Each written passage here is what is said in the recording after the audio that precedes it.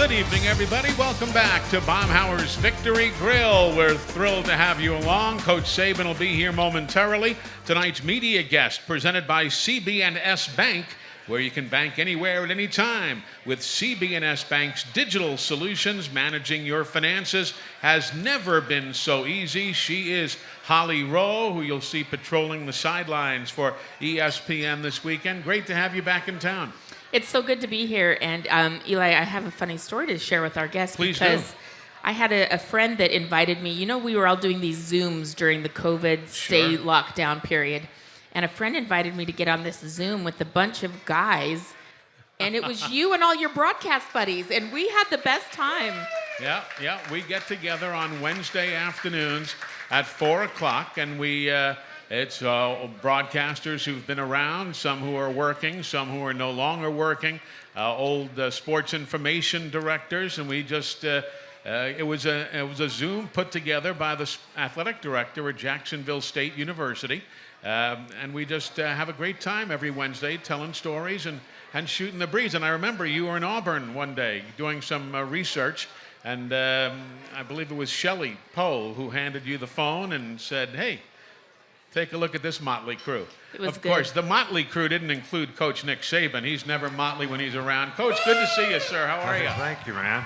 I don't see anything motley about any crew, no, especially this one. Exactly. No, we were just talking about us getting together on Wednesdays and shooting the breeze, old broadcasters. That's O-L apostrophe, not old broadcasters. But we're lucky to have Holly with us here tonight and for this weekend. We don't get to see her very often, except big games. I was wondering about that. Yeah. We've been missing you, Coach. I was just telling the crowd we've been missing coming to Tuscaloosa. We get to do you on the road at the college football playoff, at the Rose Bowl last year, but not here in town. So I'm excited to see you.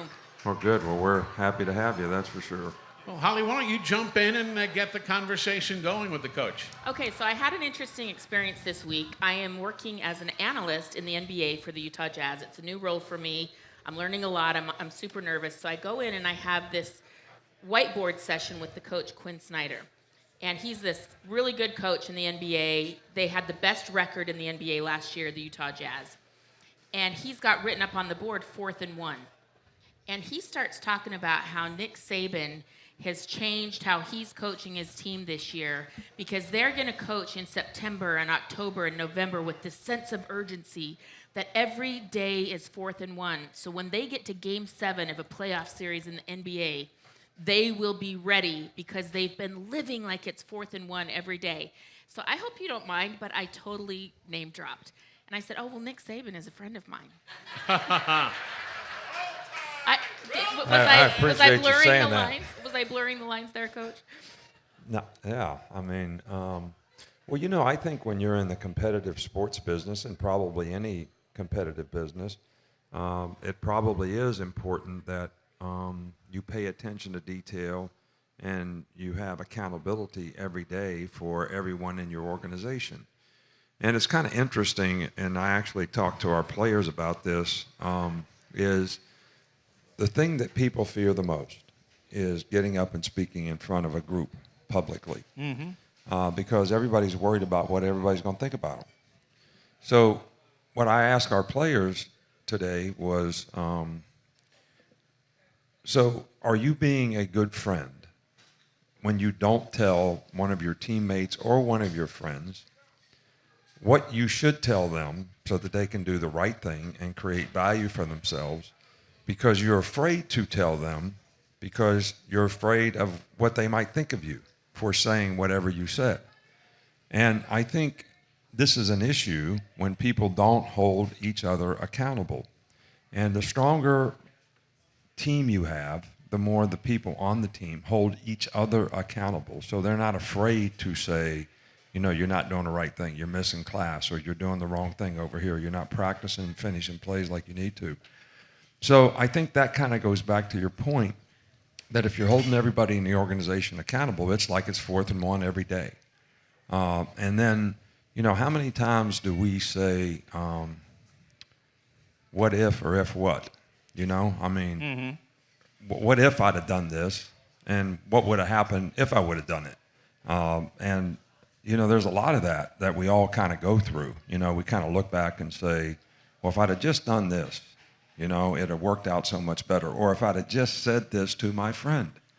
I'm sure there's somebody that actually had an issue this week that if they would have had a friend that would have actually said, no, you can't do that. You can't drive this car. You can't do this. How much better would they have been off today if that would have happened? So, if what if, all those things are things that come when you're not accountable and you don't tell people that you love and care about, actually what's best in their best interest. But you don't want to say it because you don't want them to get mad at you, and you don't want to hurt their feelings. So you don't want them to think poorly of you for saying it. But, I've had my friends before, that have told me something. And I say, well, why didn't you say that to me before? Mm-hmm. No, I didn't want to say anything about it. Yeah. And I wish they would have, because I would have changed so much sooner to do things better if I had known, exactly what I could have gotten better at. I wore a polka dot dress once with a white turtleneck underneath it, and I can't believe my friends let me leave the house in that. Yeah. And I never trusted that friend ever again because she let me leave the house in the polka dot dress. I had that happen to me once, and it was very embarrassing. Sure. It really was. But I mean, it happens all the time. Just think about it. Holding each other accountable, it's important. I agree. Yeah, especially when you care about the people, they're your friends, they're your teammates or whatever, because you're really doing them a disservice by not telling them. But it's kind of human nature that we don't, because we all care so much about what everybody thinks about us. Coach, let's go to the phones and welcome in our first caller of the night. And Holly, this gentleman was on when you were here last time. He's still the first caller of every show. Sponsored by Alabama 811. Always contact 811 before you dig. To know what's below, call 811 or visit al811.com. Pee-wee is in Grand Bay, Alabama. Hello, Pee-wee. Good evening. Good evening, Eli. How's it going, Pee-wee? Oh, it's going pretty good, Coach. How about you, sir? Good. Do you have a good bye week? Yeah, it could. It was pretty good. Work was good. So that's the best I can What did ask you do for. with no game on Saturday? Did you actually get away with your family or what? No, I kind of hung out here at the house with my mom and just kind of stayed home, watched TV.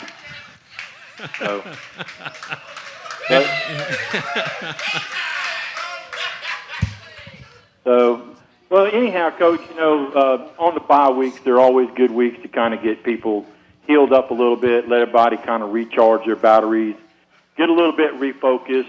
So my question is not just necessarily the offensive line, but how has all of the players done and dealt with the bye week as far as kind of clearing everything out, trying to refocus, get everything moving back in the right direction to be able, and you mentioned this, I believe it was yesterday in your press conference, about playing well in November. Yeah, so how have they taken that to be able to move forward and play well in November to close out this regular season? Well, you never really know exactly how well you handled it until after the fact, when you see how people respond to it in the games that we have coming up with LSU and beyond. But it seems as though the bye week couldn't happen at a better time. And the players seem to get some rest. We got some guys healthy, but we also got some very good work done, and the players seem to have a pretty good attitude about it on future opponents, as well as trying to improve fundamentally. And then we had the 3 days off over the weekend for all of them, which seemed like a great break, and they seemed very fresh. When we started out on Monday, and the energy and enthusiasm this week has been good for this game. So that's good. And, you've heard me talk about the explosive movement and speed that we do through the catapult on all of our guys. And, we have a red line, just kind of like the stockbrokers do. And, how's that going? And it actually has gone up through the bye week and this week in practice. So that's probably a good sign that the players did get physically recovered and seem to be mentally in a good place too. Coach, we got a question from the Nick Saban Show blog on AL.com. Sandra in Slidell, Louisiana, says, "Hey, Coach, we have enjoyed great success recruiting in the state of Louisiana, including, of course, last year's Heisman Trophy winner Devontae Smith.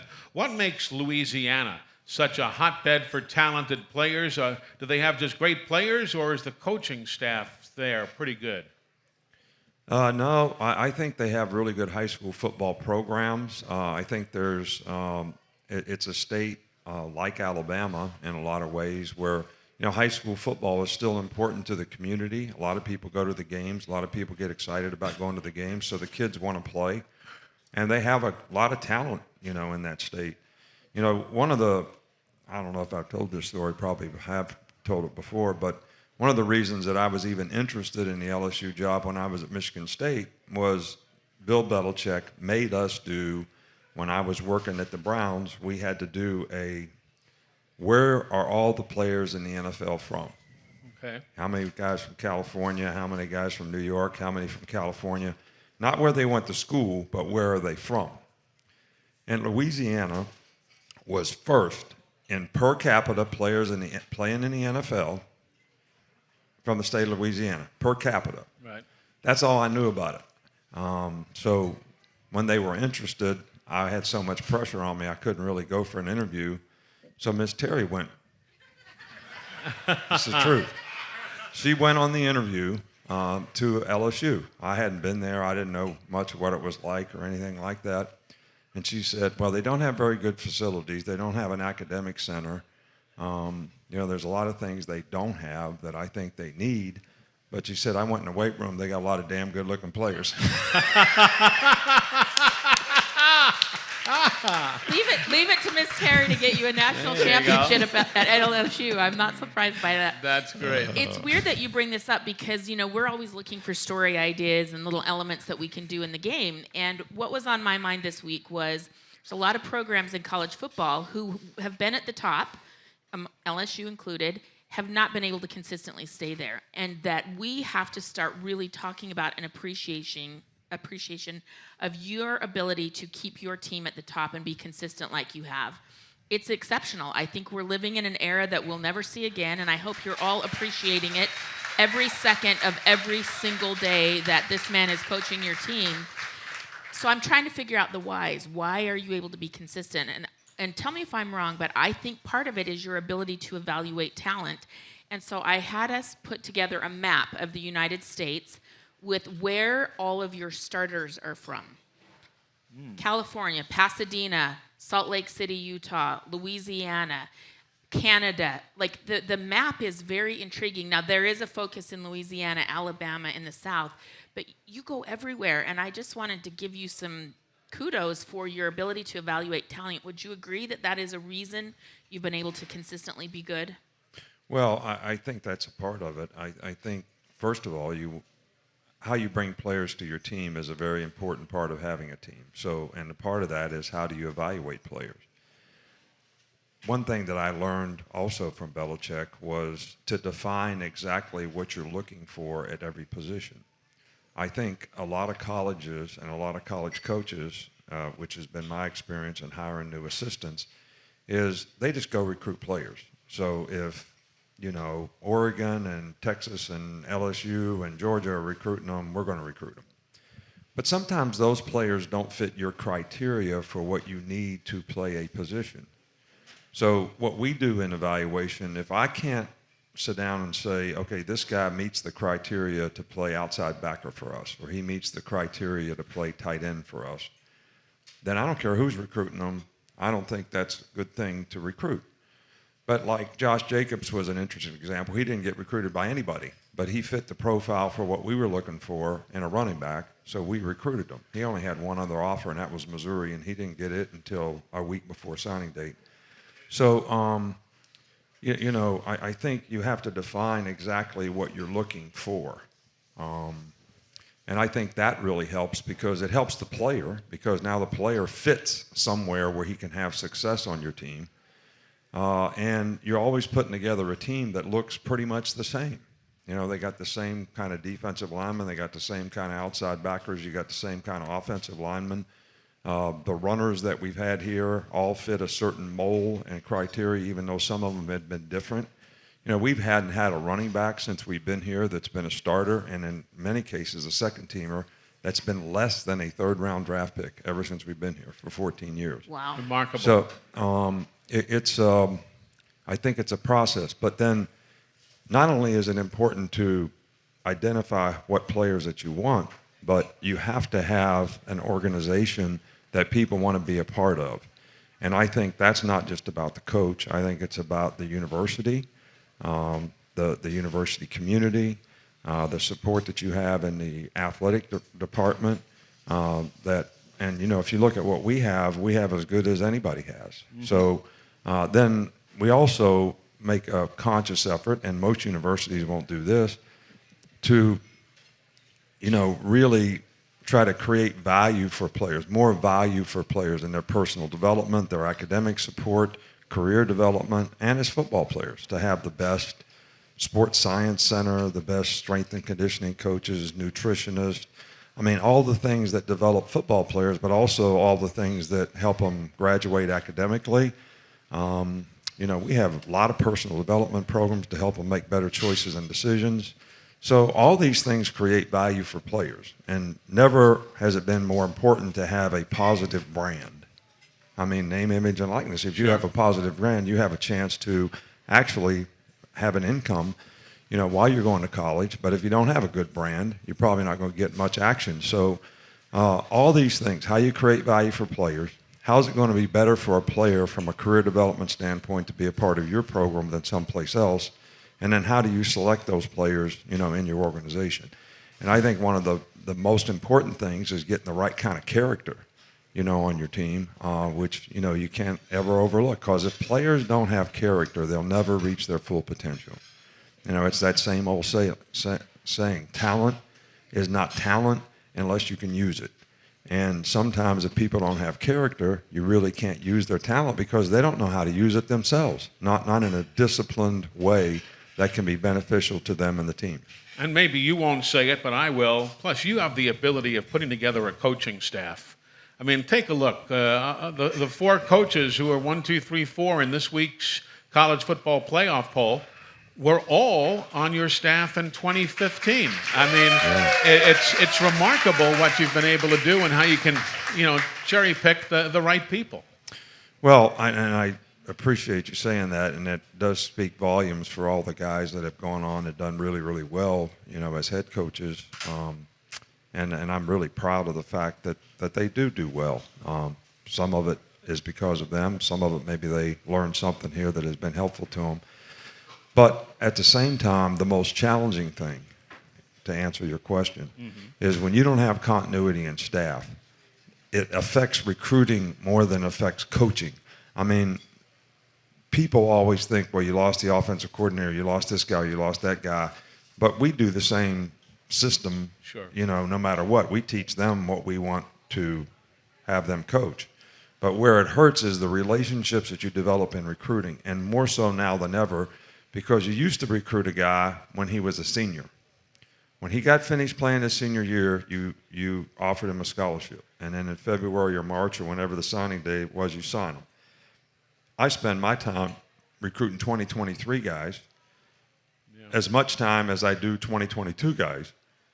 So now you got a coach that started recruiting that guy when he was a sophomore in high school, and he's a junior in high school. Then that coach leaves, you kind of lose that relationship. So that is probably one of the most difficult things. And then coaches really develop a lot of relationships in recruiting an area. So you have area recruiters, you got position recruiters. The position recruiter usually takes over after you decide you want the guy, but the area recruiter finds the guys in his area that are the best players. So now you lose a coach that was a really good in a certain area, and maybe the next guy you hire is not as good in that area.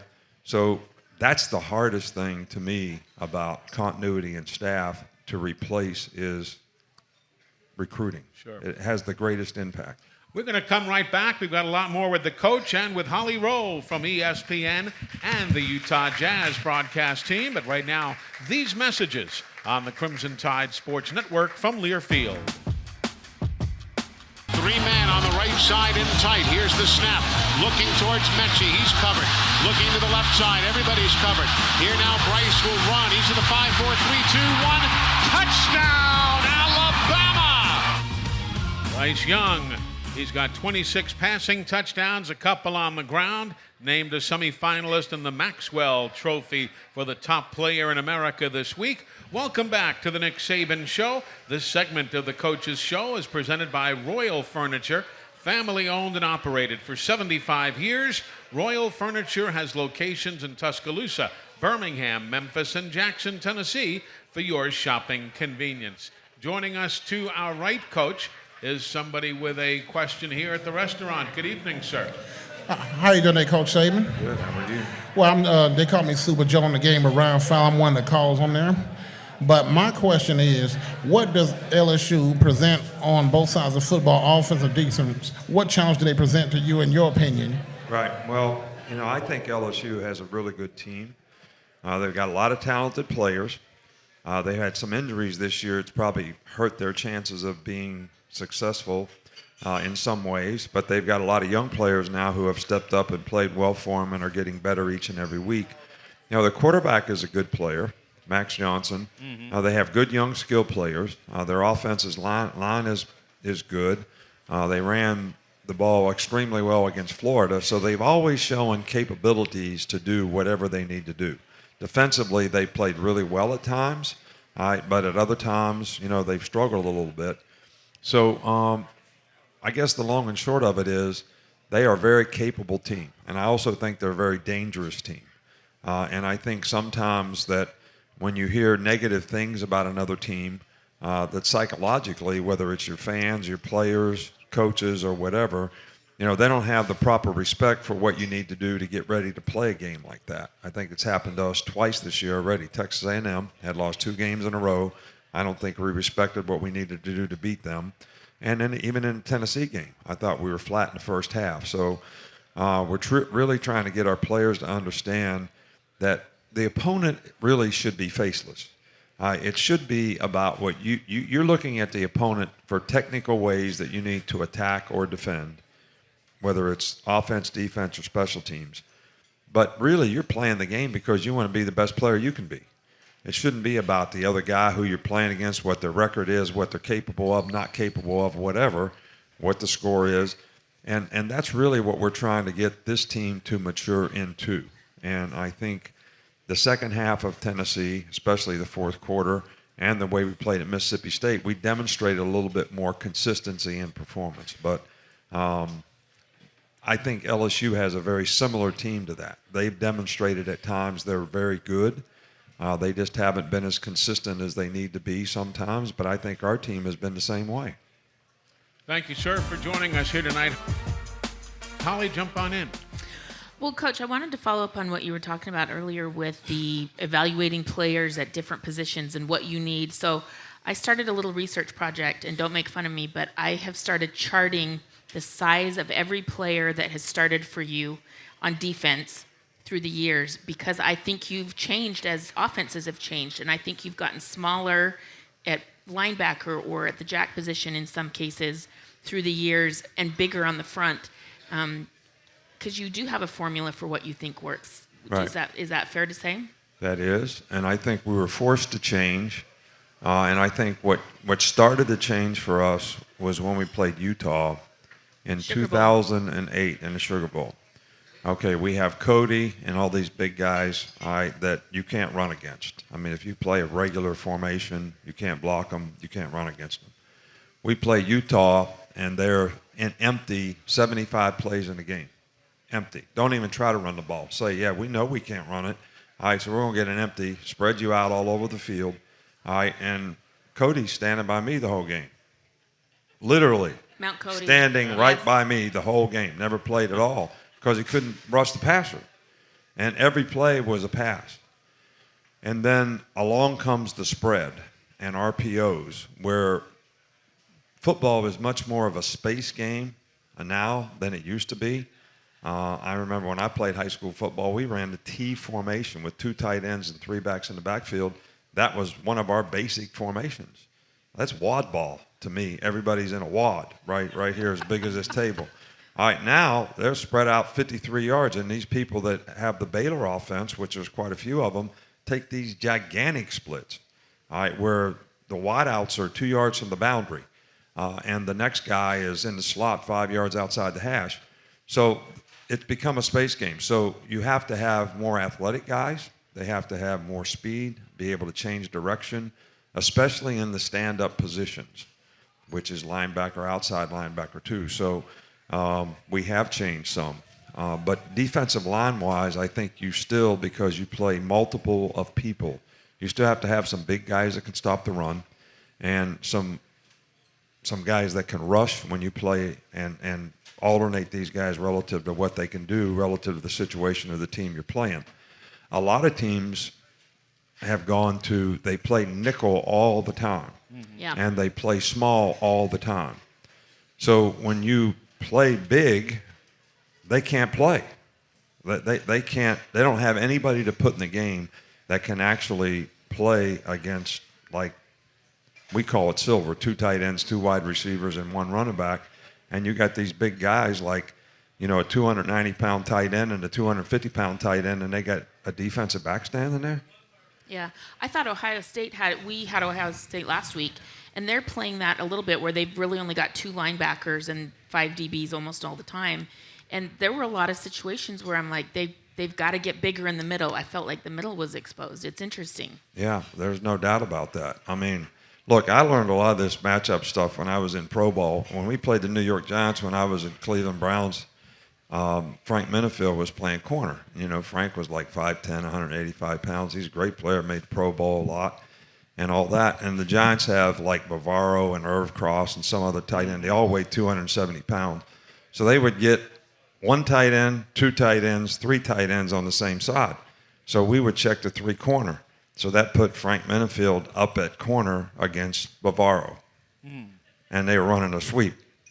Frank went off the field and said, "Coach, I ain't getting paid for this."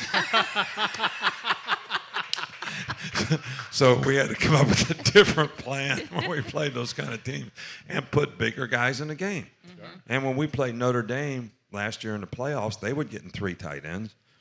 We actually played, and we're the only team that played them this way, and they didn't hurt us at all. We played 8 big guys and 3 defensive backs every time they were in that personnel group. Oh. We played 3 defensive backs and 8 big guys. And they ran the ball effectively against a lot of teams, but they couldn't run it against us. So in that formation. So you got to match personnel, and you got to have the right kind of guys to put in the game in all those situations. We're coming right back. More from the coach, more from Holly, hopefully more from you if you'd like to join us at 877-202-BAMA. This is the Crimson Tide Sports Network from Learfield. Here now, Bryce looks long. Jamison Williams behind the defense, makes the grab 30, 25, 20. He's taken down at the 19-yard line. Bama has been waiting for that big play all day long. Jamison Williams now 35 receptions, 710 yards for the Alabama Crimson Tide as we welcome you back to the Nick Saban Show, presented by Alpha Insurance. Protect your car's home, life, and business with Alpha. Get a quote or find a local agent at alphainsurance.com. This segment of Coach Saban's show also sponsored by New Coke Zero Sugar. New look, improved taste, New Coke Zero Sugar. Let's go to the phones and head to Scottsboro, Alabama. Bart is next. Thanks for waiting, Bart. Hello. Hey, Eli. Hey there. How are you? Hi, Bart. I'm good. Hey, Coach. How you doing? I'm good. This is my first time to be on the air. I just want to tell you, Coach, I think you're the best coach Alabama's had. Well, I think Bear Bryant would be first, and I'll be glad to be next, maybe. But we I appreciate watched that. commercial where you and the duck. I think that was pretty neat. You like that? You and the duck, the Aflac duck. Did you guys build up a nice relationship filming that commercial? Yeah, we did. And I think we made quite an impact. Terry tells me this story that we have a little person in our family, I won't mention any names, that they were going through, like at school, like, what does the cow say? Right. Moo, and all that. Uh-huh. And they got to the duck, and they said, "What does the duck say?" And the little girl said, "Aflac." That's great. Oh, man. That's great. This is a true story. So I was waiting at the reception area at the football office today to go into practice. Right. And the kids who are working at the front desk, we got chatting, and they told me about the phone calls they get on voicemail during games. And they come in and check the voicemail, and I don't know if any of you in here are calling that number, but stop it. But somebody during the Texas A&M game called in and said, we think the coach should stop shooting the commercials during the game and just coach the team. Is they didn't understand that he had already shot those commercials before. So that was one of the voicemails on the football office voicemail. I thought that was pretty dang funny. Yeah, like in the summertime when I'm on vacation, that's when I do it. Right. So then Miss Terry's mad at me for doing it then because I'm not on vacation. So I can't win for losing, huh? Yeah. I hear you. I hate to tell you that. Hey, Coach, from the Nick Saban Show blog on AL.com, Keith in Warrior, Alabama, wants to know whether players still get motivated by revenge over something that happened versus a previous opponent. Do you see that?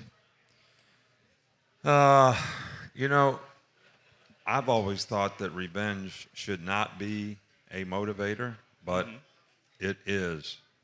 I must tell you, you know, when people disrespect somebody in some kind of way, and sometimes it doesn't have to be that they said anything or did anything. Maybe it's a humiliating loss or whatever that you had.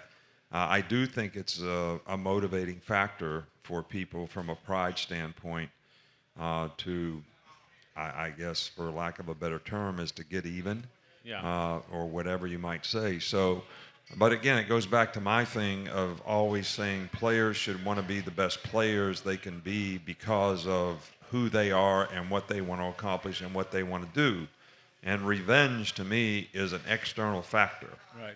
It's an external factor that motivates you. So that, to me, is not a great way to sort of live your competitive life when you're relying on external factors to get you motivated to play. You should do it because you want to be the best that you can be and do the things you need to do that, create those habits on a daily basis. But I will agree that revenge is. I did check. There's at least 11 kids on this roster who played in that game against LSU. I would imagine that's what that question is regarding. I would guess, people that remember that the year that LSU won the national championship. So there are significant amount of players on this team in key playing roles who may or may not remember that game, Coach. Oh, I think they remember it. Yeah. I remember it. Yeah, exactly. But they also remember the spanking from last year, too. Right. You know, so it goes both ways. We don't talk about that, Eli. We're getting ready to play this game, so let's...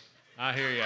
Here's the other thing I'm fascinated by. How have you not gotten a rat poison deal yet?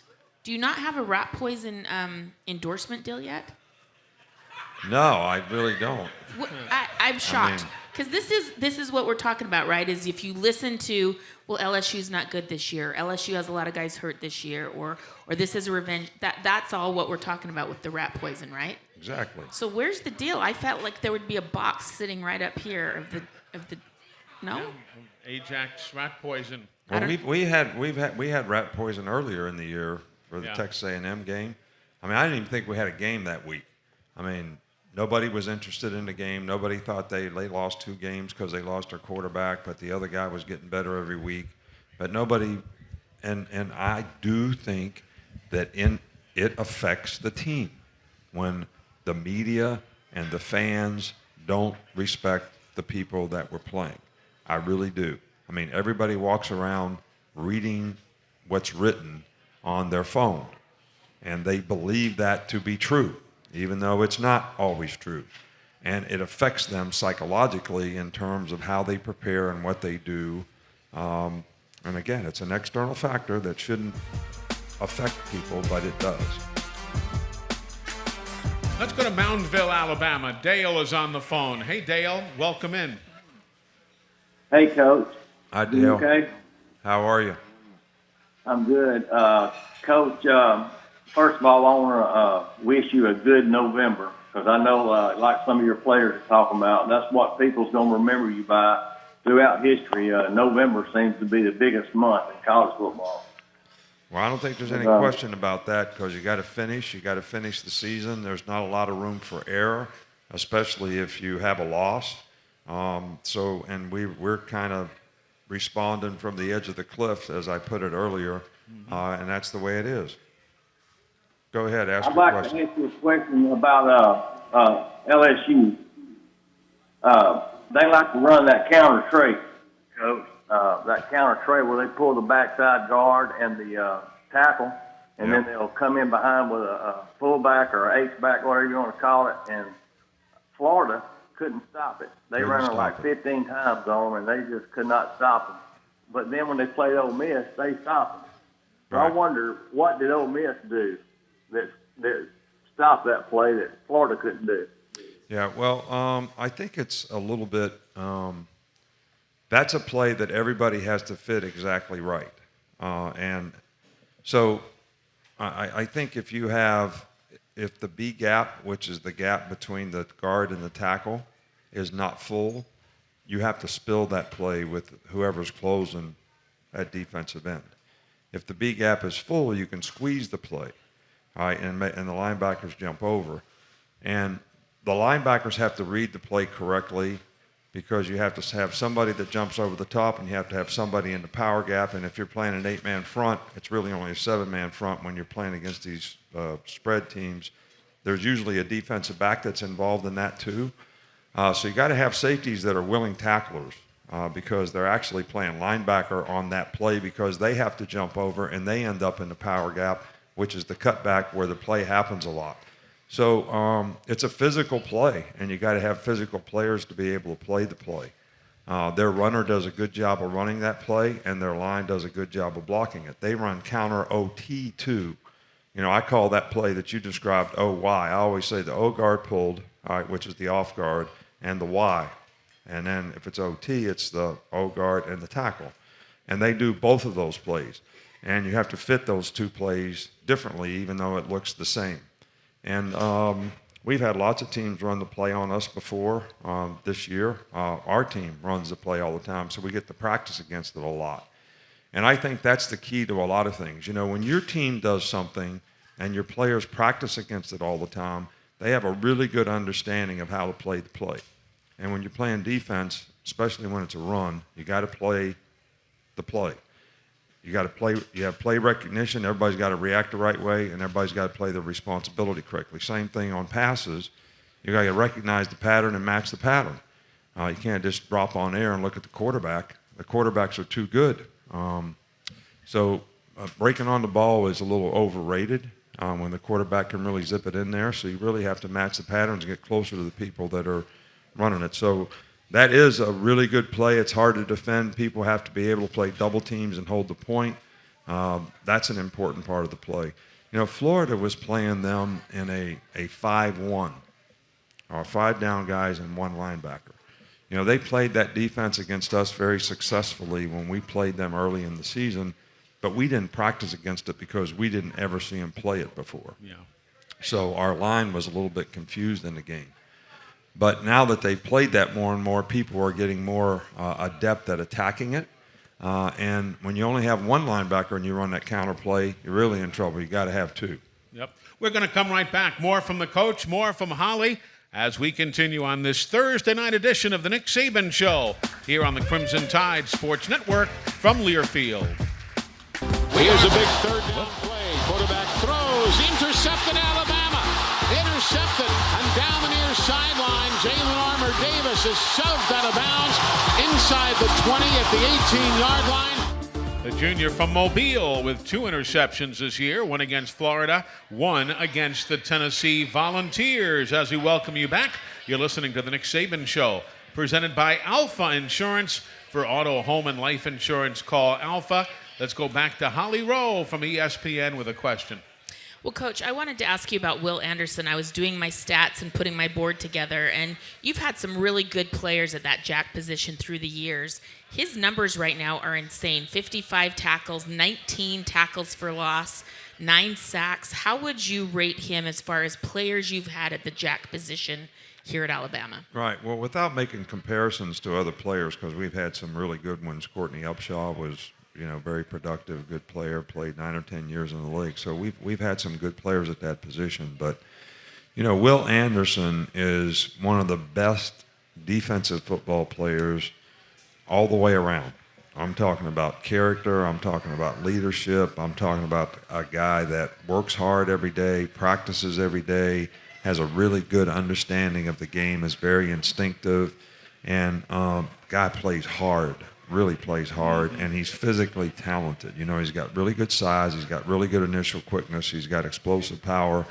So everything you need to play that position he has, but he has great competitive character, to go with it, and that makes him uniquely special. And he started to become one of the leaders on this team, even though he's just a sophomore, which is welcome, for us, because I think we need to continue to develop leadership on this team. More people holding more people accountable is always a positive for your team. Well, Coach, the clock on the wall says it is time for your final word this evening, presented each week by Mercedes-Benz. Mercedes-Benz, the best or nothing. Yeah, well, I talked about the capability gap that, any team probably has. But as a coach and as a team, you have to have everybody buy into trying to shrink that gap. And what does that mean? What you're capable of relative to what you're doing on a consistent basis. What's the difference in all that? And I think with our team, we played extremely well at times and sometimes, not so great on a consistency basis. So that's what we have to do a better job of.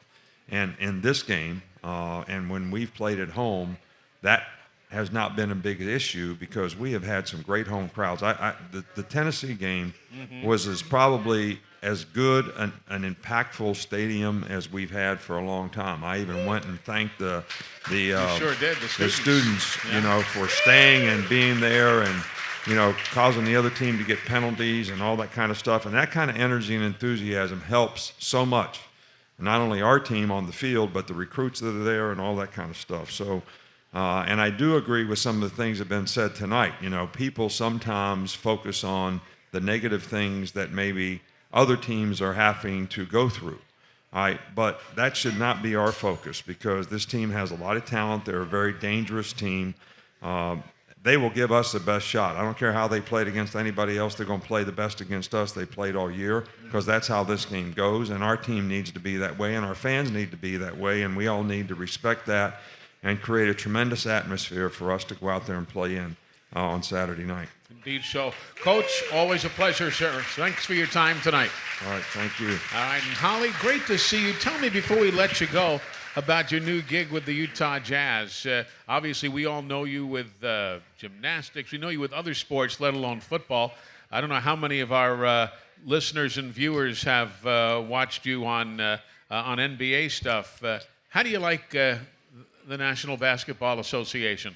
Well, it's really interesting. I'm the first female analyst ever for the Utah Jazz, so it's kind of cool because I'm making some history, which is really special for me at this point in my career. I think with that, though, comes a lot of pressure to be good and know what you're talking about. So I'm learning, and I'm trying to do film sessions with the coach and learn the X's and O's part of it. But what's really cool is most of the kids that I'm covering their games, I've done their games in college. So, that's true. Yeah. So I'm seeing these kids in the NBA, and they're checking in at the scores table, and they're like, "Holly, hi, how are you?" And they're so cute, and they're happy to see me there because I've known them and covered them since they were about 18 years old. So it's been really fun. The Jazz are playing the Atlanta Hawks right now.